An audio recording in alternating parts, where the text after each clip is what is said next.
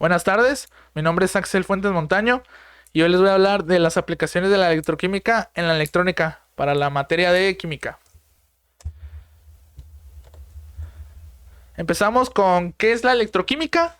Es una rama de la química que estudia la transformación entre la energía eléctrica y la energía química. También cómo las reacciones químicas generan corriente eléctrica y cómo la electricidad puede hacer cambios químicos. Aquí, ¿cómo se crea la electricidad? Esto lo cuento ya que la electricidad, su comportamiento se basa en principios de química y física. Es importante saberlo, vaya. Aquí tenemos 5 métodos comunes. Tenemos lo primero, la fricción, que en este caso es un ejemplo, cuando frotas las calcetas en una alfombra. Esto se da por un intercambio de electrones entre estos. Tenemos la luz, un ejemplo, pues el panel solar. Estos convierten la luz solar en electricidad por absorción de luz y liberan electrones en los paneles. Estos paneles son hechos por un material semiconductor, como suele ser el silicio.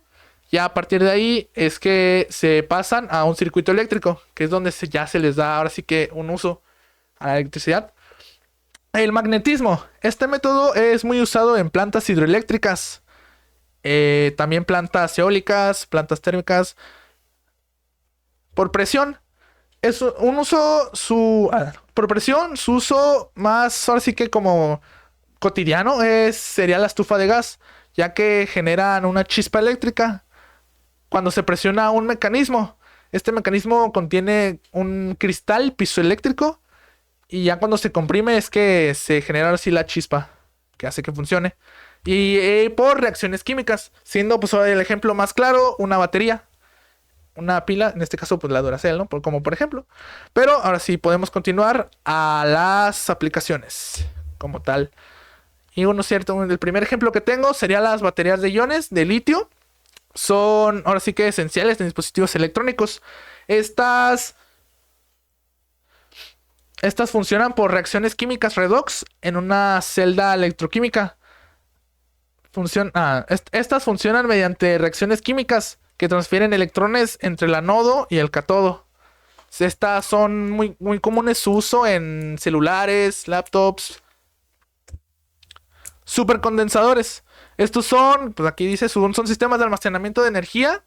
Estos se suelen utilizar en dispositivos de mayor rendimiento, como lo sería una computadora, cámaras o hasta un patín eléctrico, ya que estos pueden cargar y descargar rápidamente la energía.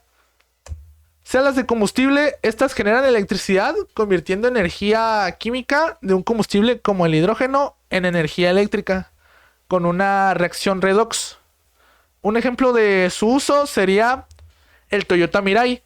Este tiene un motor eléctrico que convierte energía química.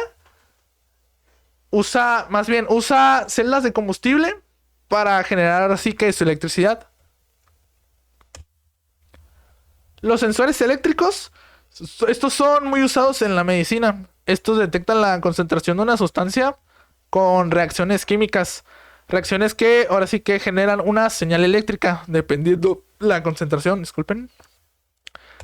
Y el ejemplo más claro de esto pues sería los monitores de glucosa. Estos miden los niveles de glucosa en la sangre mediante reacciones enzimáticas que generan una corriente eléctrica indicando la concentración de glucosa. Esto para personas diabéticas. Y como último ejemplo, las pantallas OLED. OLED significa diodo orgánico emisor de luz. Esta tecnología funciona emitiendo luz directamente desde materiales orgánicos. Aquí podemos ver un poco lo que es su estructura. La capa, el sustrato es la base sobre la que se construye. El anodo, su función es extraer electrones de la capa orgánica cuando se aplica voltaje. Esta crea la corriente eléctrica. Capa de conducción es un material orgánico conductor que lleva a los espacios donde faltan electrones a la capa emisora. Se combinan con los electrones de ahí y se crea la luz. Y bueno, de aquí a la capa de emisión de moléculas orgánicas, como su nombre lo dice, es la que emite luz. Cuando se combinan los electrones del cátodo, genera fotones. De aquí depende la calidad y color de la imagen. Depende del material que se use para construirse.